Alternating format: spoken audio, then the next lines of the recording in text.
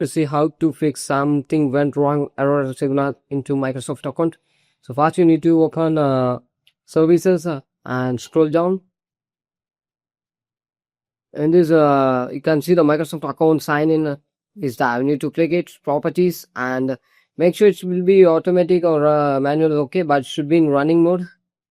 After that, scroll down and go to a window installer and right click and go to properties and make sure it's same, but it should be in running mode, okay. If it's not running, you can click the start option or else you can restart it. After that, go to settings. In this you need to check the cloud storage. If it's fully finished, then you need to go through it. And after that, go to account and you can see the view product details is there. You need to click it and you need to check the subscription is ending or not.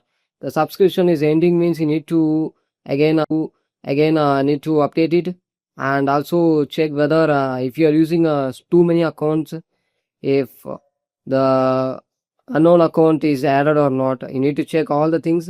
In this you can check all the accounts, your information, subscriptions, and security, all the privacy details, all should be one time. You need to check all the things, and after that you can start your PC.